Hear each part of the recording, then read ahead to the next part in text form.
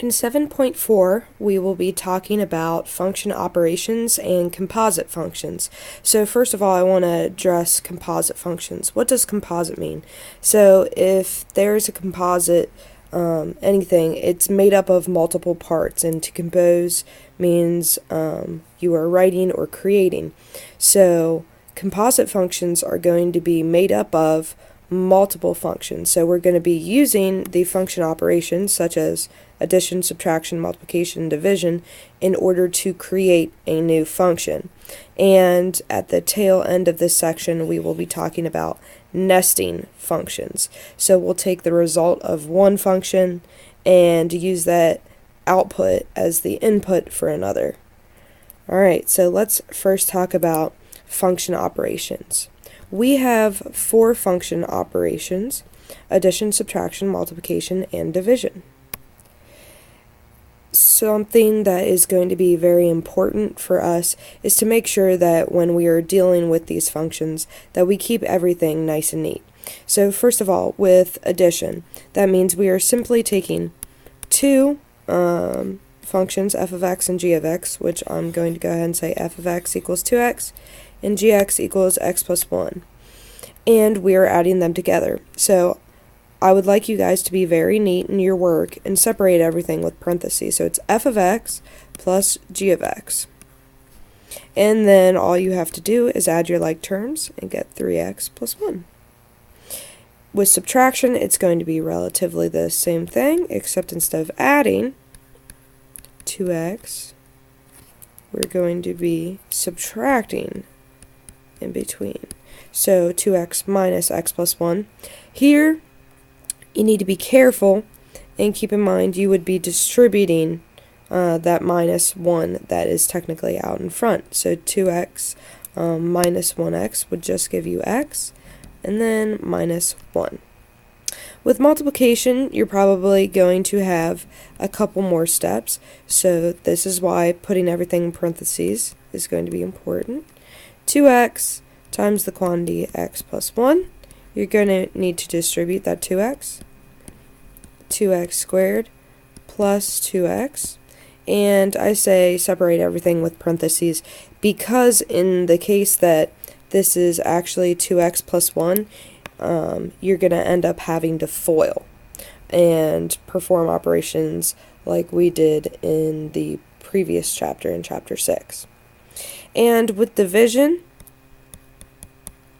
we need to make sure we put the correct one on top. So if it's f of x over g of x, f of x over g of x. And in this sort of situation, we need to see if we can cancel anything out. When we graph these functions, you'll be able to see what exactly happens when I'm able to cancel things out. It creates holes in a graph. So you may have a graph, and there's actually a hole, and the graph continues onward. So we need to see also what possible x values are going to be able to be put in and what x values I cannot actually put into the equation. So I would like to address that right now. What I know about mathematics is I can never divide by 0. Friends don't let friends divide by 0. So if I'm going to be dividing by 0, I need to know what possible x values to rule out so that I don't divide by 0. If x equals -1, then the denominator is going to end up equaling 0, and I don't want that to happen. So I need to put a restriction on my function and say that x is not going to be equal to -1 in this case. Because I think division might be the trickiest part as far as setting those restrictions, and seeing what kind of x values we can put in, let's go ahead and look at an example. But with all the other 3, addition, subtraction, and multiplication, just make sure that you add your like terms, and in the case of multiplication that you FOIL correctly. So looking at an example for division, in order to look at and see if we can set some restrictions and think about it, let's look at h of x. So if I create my new function, h of x, using the functions f and g, I'm going to go ahead and put in x cubed for f and 2x for g. So in this case, we can kind of see that some x's might be able to cancel out. So when that happens, I'm just going to write it, x squared over 2, and then that's going to be multiplied by the x over x that I would be able to cancel out. If we choose to look at previous sections and how we actually wrote it out, you know that if you have those x's, so an x cubed over an x to the first, you know that that is going to be x3 minus 1 power, and that's going to end up x squared. So you know that x squared over 2 times the x over x, that's going to cancel out, and you're going to be left with x squared over 2.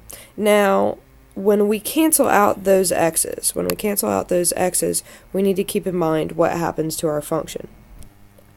Because we originally had an x in the denominator, so we need to look at our original function that we created as well as our new function and what happened. So with the x in the bottom, I need to ask myself, when does the denominator equal 0? When does the denominator equal 0? And your answer should be when x equals 0. So if that is the case, we know that our restriction should be x cannot equal 0 according to our original function, even though they canceled out and I no longer have an x in the denominator. I can put anything into x squared, positive, negative, and I'm going to get out a number. However, I cannot divide by 0 in my original function, so this is what we're going to need to look at before we end up canceling out and simplifying our function. Now to talk about composite functions. This is arguably the more difficult concept of the section. However, I have full and utter faith that you guys will be able to handle this.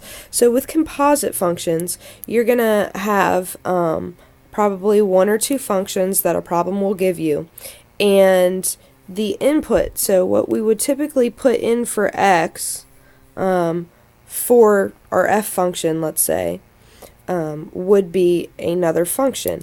Now, give me a second to explain how you would actually say it, and then we'll move on to examples.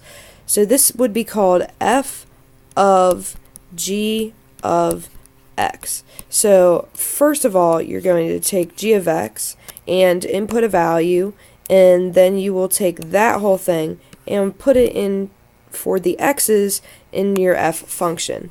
And on the right side of the screen, the little fog of x, that is saying the exact same thing. This is just a little symbol, f of g of x. So let's look at a couple of examples and see if we can figure this out. So a problem in the book may ask you to use two functions to create a new function. So f of g of x, or they may use it in the reverse order, g of f of x. Order does matter.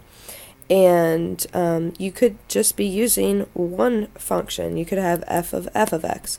So let's look at all of these. So f of g of x, what is happening, we need to look at what the input should be. So into g, for x, you are going to be inputting x. So that one's not actually changing. However, into f of x, wherever x is, our new input is going to be the g of x function. So that's going to look like this. F of g of x is x minus 1. So wherever x is, I would be very careful and put your parentheses, x minus 1, exactly where x would be, squared, because that is what the f function tells us. We just only replaced where the x was with what the g of x function was. Alright, and now this is actually f of g of x. And the operation, I could probably leave it like this, or you could choose to FOIL it out. If you chose to FOIL it out, you should expand it in order to see it a little bit better. However, this is a perfect square trinomial, so you'll get x squared minus 2x plus 1. Either would be acceptable for me.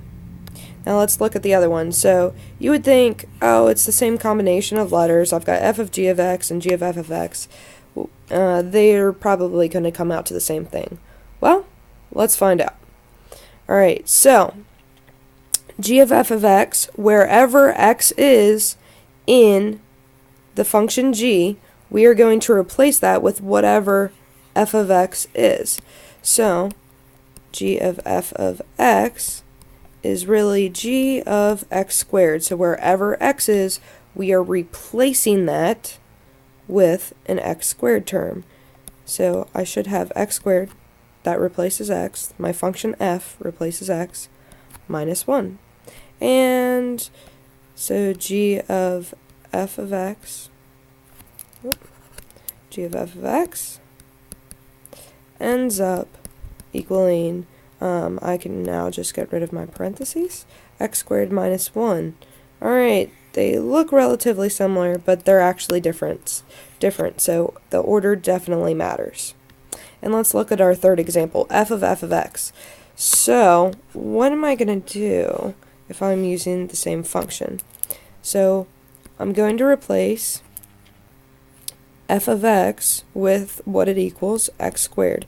So that means into the function f, wherever x is, I'm replacing that with an x squared. Right? So I have x squared squared. And that should give me, when you have a power raised to a power, you multiply those powers. So x 2 times 2, which is x to the 4th. The biggest advice that I can give you guys is to be very careful and just keep everything separated with parentheses. So this whole section is really testing your ability to work with function notation. So if g of x, if you're given, g of x equals 2x and f of x equals x squared plus 1, how are you going to deal with it? So take one step at a time. You're replacing g of x. So replace g of x with what it equals, 2x.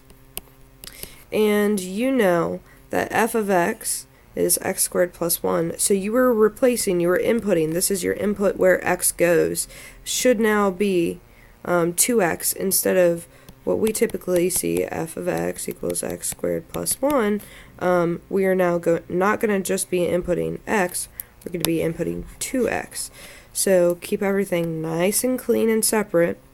2x, and my function f has that piece squared plus 1, and then you would end up getting 4x squared plus 1. Just be very careful with parentheses. Make sure things come out nice and clean. If you have questions, please feel free to email me. I will see you all on Monday.